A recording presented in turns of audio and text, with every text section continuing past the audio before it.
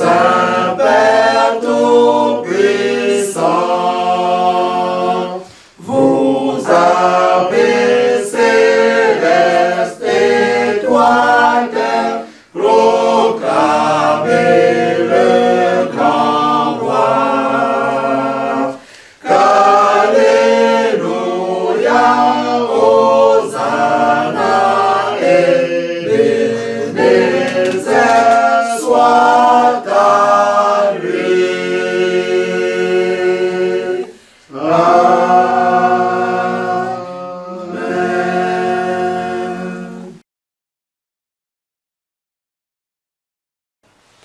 Papa Lévy, je voudrais vous poser une question. Je ne suis pas de votre église. Cette église qui vient d'Afrique m'intéresse. J'ai fait mes recherches, mais ce que je constate, c'est qu'il y a beaucoup de choses contradictoires.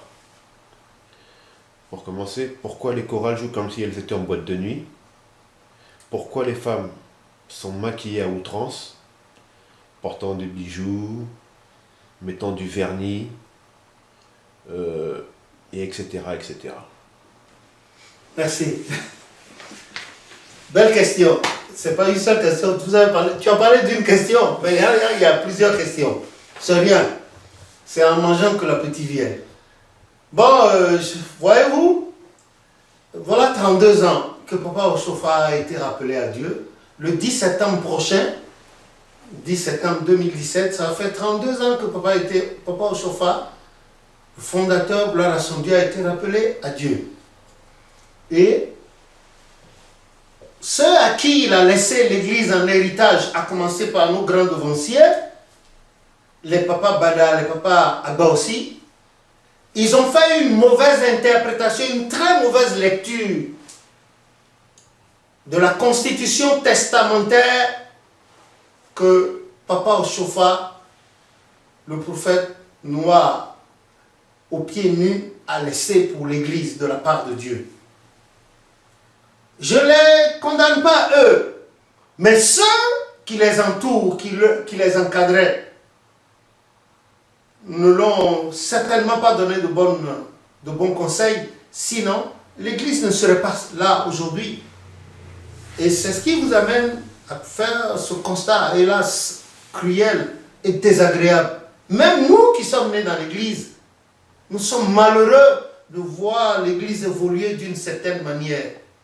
Si tout ce qu'ils ont fait intervenir dans l'église après que Papa Oshofa ait été rappelé à Dieu venait de Dieu, on ne constaterait pas ce désordre. Mais hélas, tu n'es pas le seul. Il y a beaucoup qui m'apostrophent, beaucoup appellent, beaucoup écrivent. Mais que puis-je? Tu parles des chorales? Les chorales, là, voilà, celui qui a fait initier les chorales dans l'église, dans notre église, Papa Yansounou et sa femme, Maman Elisabeth, ce sont eux qui ont initié la chorale dans notre église en 1950 en Côte d'Ivoire. Et après, en 59, ils ont initié la première chorale du Dahomey. Et encore, les enfants de ces derniers, plus Papa Aloko, un certain Papa Aloko, un ancien militaire, ancien combattant des armées françaises, sont allés au Nigeria et ils ont fait la première chorale de là-bas. C'est ce Papa Yansounou là qui a pris, comme il était musicien, opérateur musical, il prenait tous les chants que le Saint-Esprit révélait et il les mettait au point jusqu'à sa mort en 1970. Mais après, personne n'a posé des questions. Il y a des lois, il y a des règlements qui régissent la vie de nos chorales.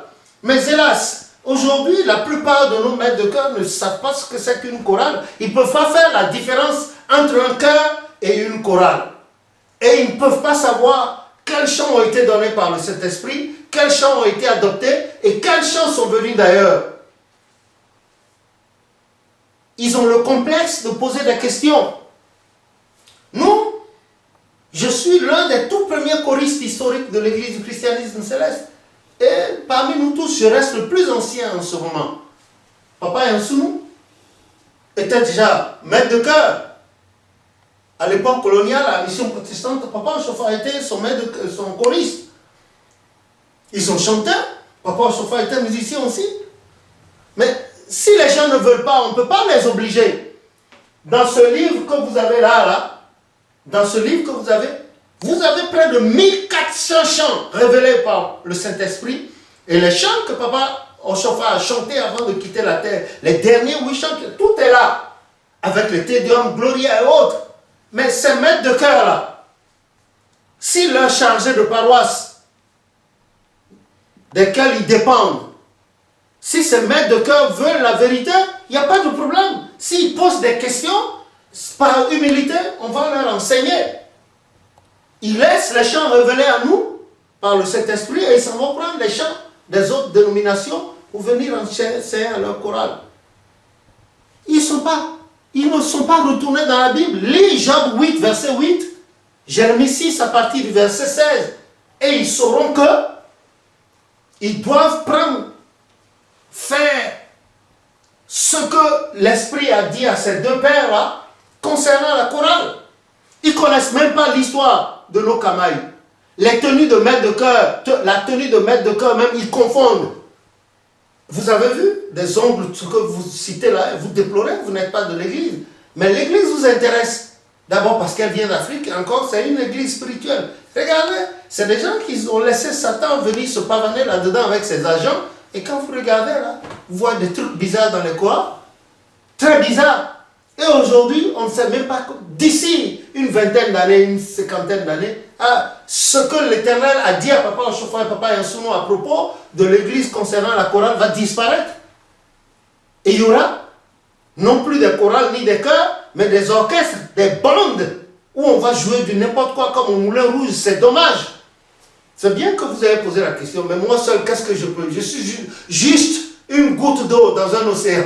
Qu'est-ce que je peux dire à ces dizaines de millions de choristes et de maîtres de chœur qui font du n'importe quoi? Si vraiment ils aimaient l'église du christianisme céleste, s'ils voulaient connaître la vérité, la vérité est là, elle est à portée de leur main. Vous parlez des femmes qui se détachent dans l'église, qui portent des verres bizarres, qui ont des soutanes, des modèles bizarres. La vérité est là. S'ils veulent savoir, ils sauront, comme a dit Job 8, verset 8. Si elles ne veulent pas savoir, si les devanciers de l'église cautionnent ce genre de choses, moi je ne suis rien, je ne suis qu'un petit dans l'église christianisme céleste. Il y a des gens 1000 fois plus gradés que moi, mais ils ne sont jamais allés à la source. Ils prennent les onctions avec des gens qui n'ont pas spirituellement le droit de donner des onctions, et ils prennent des onctions là où il ne faut pas prendre des onctions. Le 15 octobre 1983, à Imeko, au Nigeria, le siège mondial, le nouveau siège mondial de l'église christianisme céleste, Papa Oshofa a parlé.